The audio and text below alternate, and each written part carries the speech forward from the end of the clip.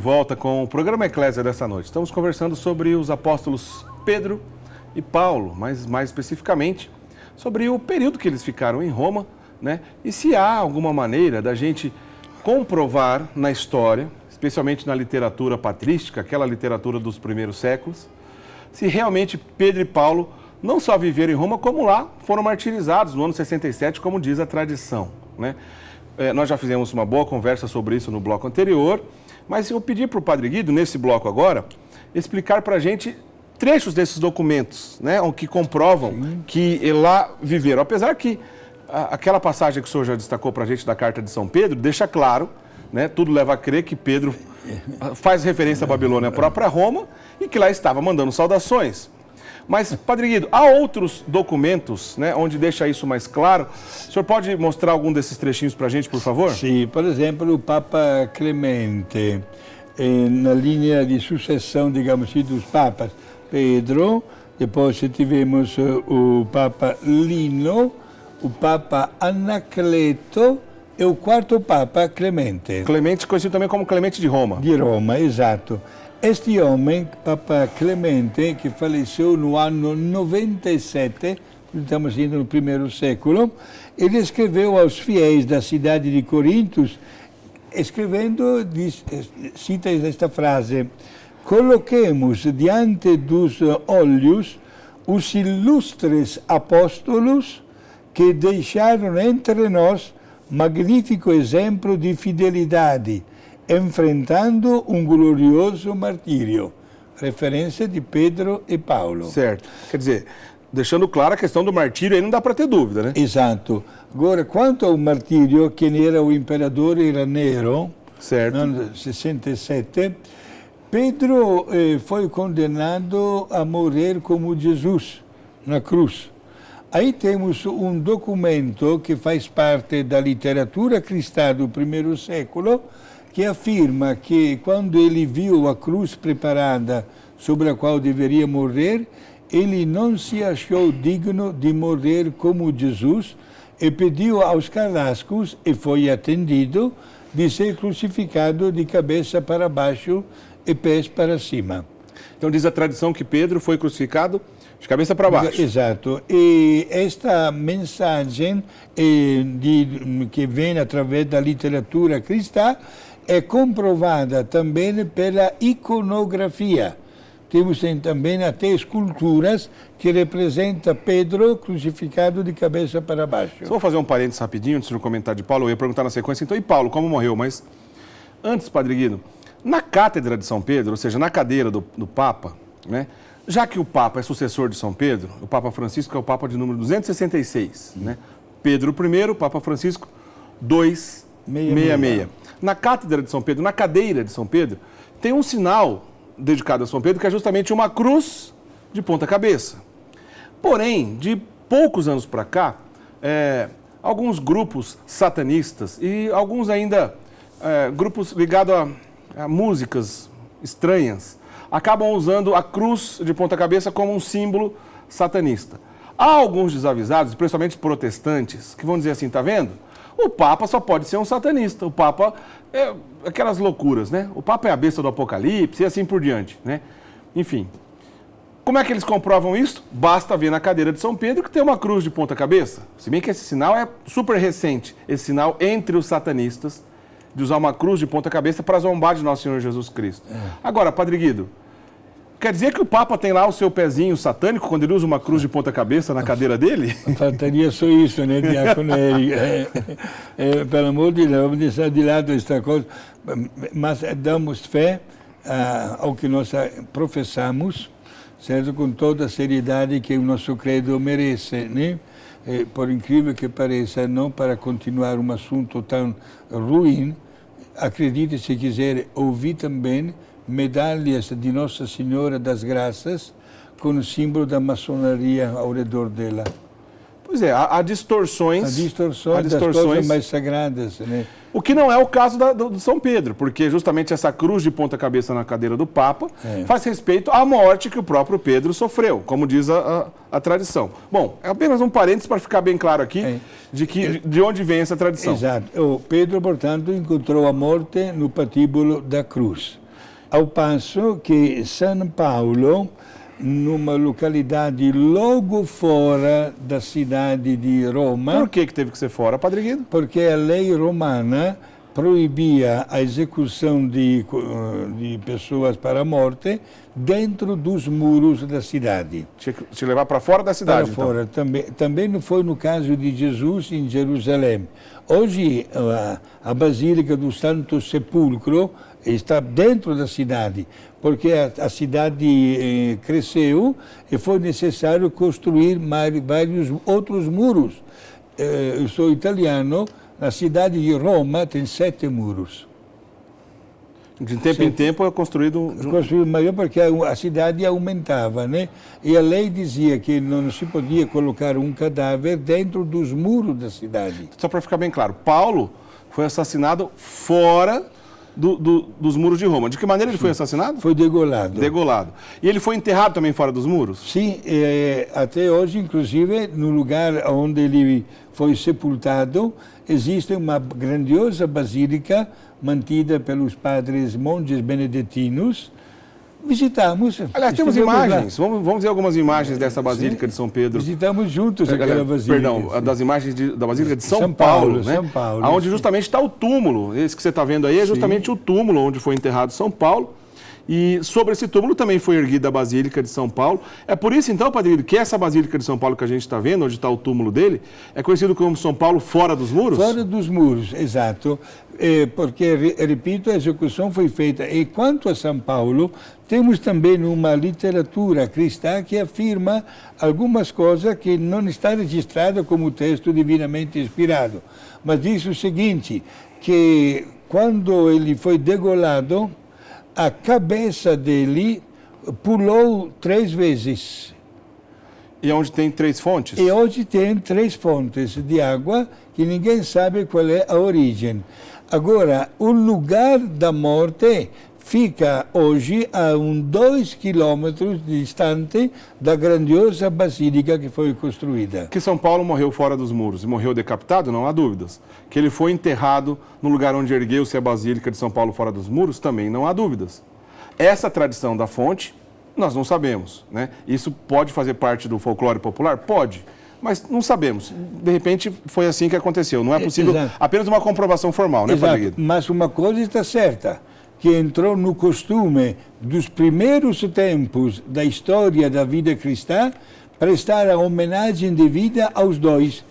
Inclusive, sim. A data do dia 29 de junho é considerada a solenidade de São Pedro e São Paulo, aliás, juntos. Santo Inácio de Antioquia, que citamos agora há pouco, tem uma citação sobre isso também, sim. Que deixa um pouco mais claro, vamos dizer assim, o respeito das duas figuras, dos dois personagens de Pedro e Paulo, na igreja primitiva. Exato. São Inácio de Antioquia, que veio falecer no ano 108, escrevendo aos romanos, afirma: eu não vos dou mandamentos, assim como Pedro e Paulo. Eles eram apóstolos, eu sou apenas um homem condenado. Quer dizer, essa testemunha de Inácio é interessante para a figura do próprio Paulo. Se ele não fazia parte dos 12, está claro que a igreja primitiva no ano 108 já chamava ele de apóstolo. De apóstolo, exato. É bom repetir para os nossos amigos telespectadores que Paulo não fazia parte do grupo dos 12. Aliás, era um perseguidor quando existiam os 12, né? Quando os 12 foram ele testemunhou a morte do primeiro mártir cristão, né? Santo Estevão. Santo Estevão. Mas foi um ano depois que Jesus subiu para o céu que houve a conversão de São Paulo, que nós hoje comemoramos no dia 25 de janeiro, né? No calendário litúrgico. Padre Guido, tem um outro importante personagem da igreja primitiva que escreveu bastante também, que a gente sempre recorre a ele, Irineu de Lyon. Ele fala alguma coisa sobre Pedro e Paulo? Sim, Irineu destacou-se em primeiro lugar por ter organizado até a liturgia da Santa Missa, a hierarquia da igreja, etc. Este bispo da cidade de Lyon, na França, que faleceu no ano 202, escreveu: há também uma referência a uma igreja universalmente conhecida, fundada e organizada em Roma pelos dois apóstolos mais gloriosos, Pedro e Paulo. Lembrando que Irineu de Leão faleceu no ano 202. Exato. Então a gente está falando ainda também ali dos primórdios, né, Padre Guido? Bom, três gigantes, Clemente de Roma, Inácio de Antioquia, Irineu de Leão, três testemunhos interessantes sobre o que o senhor está dizendo. Agora, como é importante ressaltar aqui, Padre Guido, o papel não só da tradição, que a gente sempre diz aqui, né, a Bíblia, a tradição e o magistério formam o tripé que é baseado na fé católica, né? Perfeito. Obviamente, demorou um tempo para que os textos que compõem o Novo Testamento fossem escritos, mais propriamente dito, por volta de um século, né? O primeiro século da era cristã. Nós falamos aqui, ó, Clemente, o quarto papa, né? Pedro, Lino, Anacleto, Clemente. O quarto papa morreu por volta do ano 97. Tinha um apóstolo vivo aqui ainda, São João. São João morreu um pouquinho depois, por volta do ano 100, não foi, Padre Guido? Provavelmente. Praticamente, sim. Se não foi exatamente no ano 100, próximo a ele, ou seja... Parece que ele escreveu o livro do Apocalipse no ano 98. E logo depois faleceu. Faleceu, sim. Quer dizer, a gente está falando do quarto Papa, já indo para o quinto Papa e tinha apóstolo vivo ainda. Né? Como ficou séria essa coisa da sucessão apostólica. Porque não é só a Sagrada Escritura, né, que é fonte de fé, que a tradição também tem a sua importância, essa tradição oral, e o magistério, que é justamente os documentos escritos. Porque se for pensar da morte dos apóstolos, por exemplo, Padre Guido, no que diz respeito às Sagradas Escrituras, somente Tiago está claro ali como foi a morte dele. O que está registrado somente de Tiago, né? Gostei desta sua colocação, Diácono Eric, quando falou que exatamente temos o tripé, né, do magistério da igreja, da sagrada tradição e da Bíblia Sagrada. Por quê?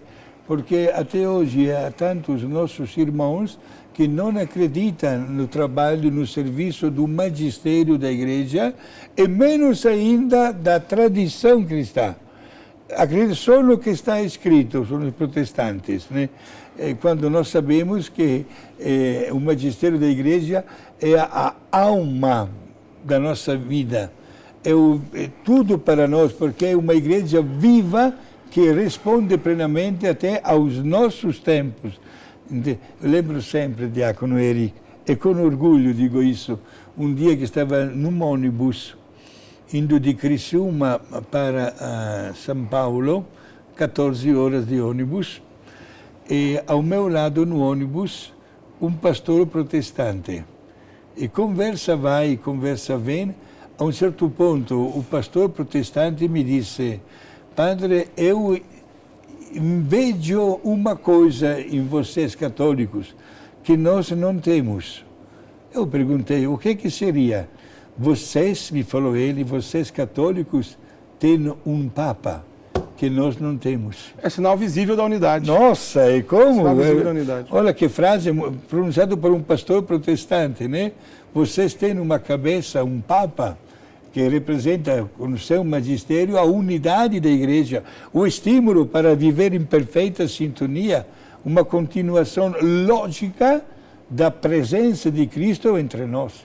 Isso é maravilhoso, é bonito, e nós agradecemos a Deus que passa geração entre geração e a gente tem um papado lá firme, de pé, até quando Jesus resolver voltar, né? Mas Exato. agradecemos a Deus pela vida de todos os papas. Padre Guido, o senhor falou aí de três gigantes, né? Clemente, Inácio de Antioquia e Irineu de Leão, mas tem outras fontes aí ainda da patrística que o senhor podia citar, outros trechinhos de documentos para a gente, por favor? Exato. Gostaria, antes de dar uma resposta, também de frisar um aspecto. A popularidade de Pedro em Roma foi tão grande que logo após que ele faleceu, o Papa Lino, seu sucessor, que também é santo, viu a necessidade de transferir os restos mortais de Pedro. Por vários anos, os restos mortais de Pedro foram parar nas catacumbas de São Sebastião, em Roma. Por que foram parar lá? Havia os devotos sempre existiram no mundo, né? Até hoje, se tu pudesse meter uma relíquia, uma roupinha, até uma unha, para subtrair este fato que poderia acontecer, o Papa mandou colocar os restos mortais por vários anos nas catacumbas de São Sebastião. Ao redor de Roma tem várias catacumbas. né? Aquele que assinei antes, com a capela com 16 papas, é nas catacumbas de São Calixto. Certo. E quem cuida desta catacumba, que se visita, entre aspas, 4 andares subterrâneos, por um comprimento de 18 quilômetros. Muito grande. Só Deus sabe o número de pessoas cujos restos mortais estão aí. Essas catacumbas de São Calixto são entregues aos cuidados dos padres salesianos. Certo. Não muito longe das catacumbas de São Calixto, no mesmo caminho, tem as catacumbas de São Sebastião, onde tem até hoje uma capela lá embaixo, que é chamada Capela de São Pedro, porque foi o primeiro cemitério de Pedro. Depois voltou para onde é o Vaticano? Voltou porque o Papa mandou preparar até um monumento. E aí tudo tem a ver com o que seria, um tempo depois, culminado na primeira construção da Grande Basílica. Perfeito. Né? Ainda no período do antigo imperador Constantino. Constantino, né? Exato. Bela sua colocação. O imperador Constantino, que, olha, fatalmente, ainda bem que aconteceu, né? Certo. Que o seu antecessor foi um dos piores imperadores, foi Diocleciano, que fez cada coisa. Um grande assassino. Um grande assassino, para dizer pouco, né? De repente, Constantino, a mamãe de Constantino é uma santa, Santa Helena. E Constantino deu ordem para construir, logo na entrada da cidade de Roma, apoiada inclusive até nos muros de Roma, a basílica, que é chamada Igreja Mãe. Certo? Onde, ao lado da basílica, morou também o Papa até o ano 1500, quando foi construída oficialmente a Basílica de São Pedro. O senhor está falando da Basílica de São João Latrão? São João e Latrão. Nós temos imagens também, pois lá estivemos gravando uma matéria. Exato, sim. Né? Dá para ver essa basílica imponente, essa fachada da igreja, né? Que fica na frente da entrada principal de Roma. Ao lado dos muros. Né? Ao lado dos muros. Sim. E o Palácio Papal ao lado, né? Que cerca de 15 séculos foi a residência oficial dos papas. Exato, né? E que hoje é o Vicariato de Roma. Seria como o Palácio da Diocese de Roma. Aí funciona também o Tribunal Eclesiástico, que estuda os casos de matrimônios em caso de serem anulados. Aí. Interessante. Padre Guido, nosso tempo está acabando, mas eu quero que o senhor cite alguns outros gigantes para a gente da patrística sobre o assunto Pedro e Paulo. Vamos lá. Sim.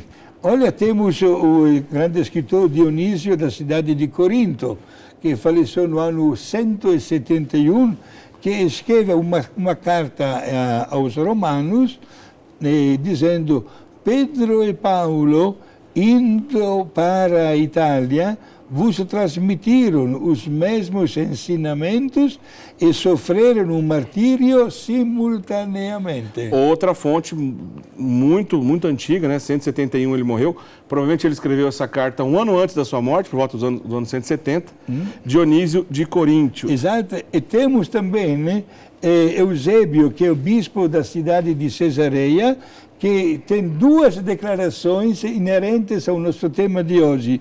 Ele faleceu no ano 330, minha gente, e num discurso que ele faz, que foi colocado por escrito, diz o seguinte: eu posso mostrar o troféu dos apóstolos Pedro e Paulo.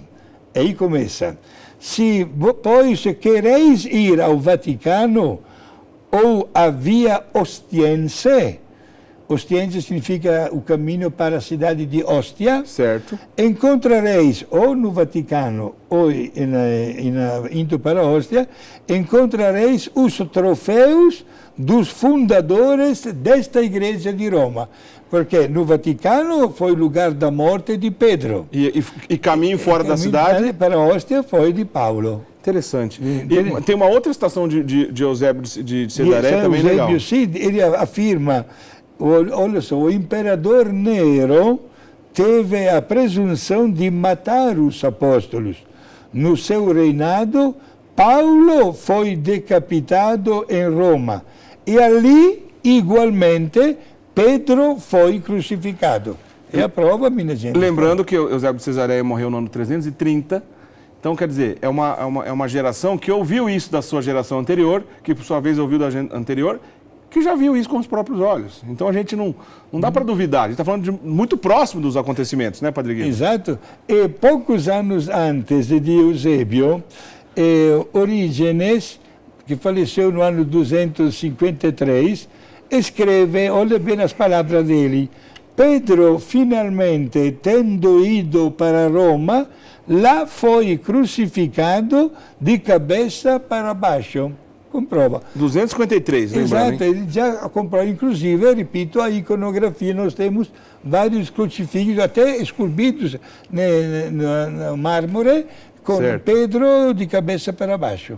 Que coisa, hein, Padre Guido? E não se achou digno de morrer como Jesus. Agora, Padre Guido, caminhando para o final do nosso programa, se por um acaso... Bom, eu acho que depois que a pessoa assistiu o nosso programa e a gente relembrou esses importantes documentos, as citações ali do 1º, 2º e 3º século, sobre Pedro e Paulo em Roma, e tudo isso muito bem documentado, muito certinho, haveria alguma diferença? Vamos supor que não, Pedro não foi para Roma, Pedro não morreu lá. Haveria alguma diferença da nossa fé? Não, absolutamente, podia morrer em qualquer lugar, né? Mas o fato que ele escolheu Roma, que era a capital do mundo, para tornar-se também, né, a capital da fé católica, que estava iniciando a sua grande aventura no mundo, está comprovado. Está comprovado por toda esta documentação. É claro que no decorrer de 2000 anos de história, Diácono Eri, não foi sempre assim. Tivemos crises nisso, né? Crise na igreja e também tivemos até imperadores que sequestraram o Papa e o levaram para o país vizinho da Itália, na França, na cidade de Avignon. Chamado Papado de Avignon, né, Padre Guido? O Papado de Avignon. E olha só, Deus inspirou uma religiosa que hoje não somente é santa, é a padroeira do meu país, Santa Catarina de Sena, que juntamente, né, ela com São Francisco de Assis, são os padroeiros da Itália. Santa Catarina de Sena, mesmo não tendo nenhum título de estudo, nem uma postura social de destaque, foi encarregada por Jesus para ir até Avignon, na França, onde estava lá o Papa, e convencer o Papa a voltar para Roma. E deu certo, né? Deu certo, diácono. O Papa voltou, se sensibilizou diante da maneira simples, mas ao mesmo tempo profunda de Catarina de Sena, e voltou para Roma. E a volta do Papa para Roma foi um momento de grande conforto e alívio dentro da igreja, porque lá em Roma, durante a ausência do Papa, elegeram outro Papa. Foi um momento não dos mais felizes na história da igreja, né? E o retorno do Papa colocou um ponto final em toda esta questão. Bom, a cidade de Roma é tão importante desde então, no início da igreja primitiva, e tantas ocasiões ela é citada em documentos, em passagens dos papas como um todo, né? Existe até mesmo uma bênção chamada Urbi et Orbi, especialmente na época do Natal e da Páscoa, ou quando o Papa é eleito. Sabe quando o Papa acaba de ser eleito, que ele vai naquela sacada, né, lá da Basílica do Vaticano, e dá uma bênção logo depois da sua eleição? Essa também é Urbi et Orbi, que significa sobre a cidade... A cidade, Urbi, Orbi, sobre o mundo. A cidade e o mundo. Essa cidade justamente é Roma. Roma, a cidade Roma, né? Roma, que tinha já naquela época o título de, em língua latina, Caput Mundi. Que significa? Cabeça do mundo. Capital do mundo. Né? Era a cidade mais longínqua, porque Paulo botou na cabeça ele de ir até a cidade mais longe que era conhecida naquela época, que era Roma, para anunciar o Evangelho. Né? Padre Guido, eu agradeço mais uma conversa interessante com o senhor aqui no programa Eclésia. O senhor não é Papa, então o senhor não vai dar uma benção Urbi et Orbi agora. Não vou dar. Mas o senhor pode abençoar em nome do nosso Senhor Jesus Cristo nossos telespectadores, por favor. Exato. Isso sim, faço com todo o bom gosto, meus amigos, né? E através do conhecimento, tenhamos a alegria e o orgulho de sermos bons cristãos e de ter recebido gratuitamente a fé, que nos ajuda a tocar para frente, né, a nossa vocação, a serviço da nossa família, a serviço de uma comunidade religiosa, a serviço da rede século XXI, evangelizando com os meios de comunicação moderna. E, sobretudo, desejo a cada um de vocês a alegria interior de sentir-se bem realizados na escola, né, que a igreja constitui nos seus ensinamentos para que todos possamos crescer no caminho rumo à santidade. Termino dando de coração não uma bênção urbi et orbi, mas uma bênção que sai do meu coração para cada um de vocês e as vossas queridas famílias, em nome de Deus Pai, Filho e Espírito Santo. Amém. Obrigado. Amém. Obrigado, Padre Guido. O senhor tem saudade de Roma, de quando o senhor estudava lá, Padre Guido? E agora, é sempre motivo. Eu estive poucos meses atrás para dar 2 aulas no Congresso Internacional dos Exorcistas. Né? No mês de maio me convidaram e fui dar estas palestras. Falei para 700 exorcistas de 43 países do mundo. Não somos nós apenas brasileiros e telespectadores desse programa, temos a graça de ter os ensinamentos do Padre Guido. O povo lá na Itália, especialmente os romanos, tiveram também. Padre Guido, obrigado mais uma vez. Espero o senhor numa próxima oportunidade. Obrigado. Nosso programa vai terminando então por aqui. Curtam a nossa página do Programa Eclésia no Facebook. Procurem por Programa Eclésia lá no Facebook. E divulguem também o nosso trabalho pelas redes sociais, tá certo? Um grande abraço a todos. Até semana que vem, se Deus quiser.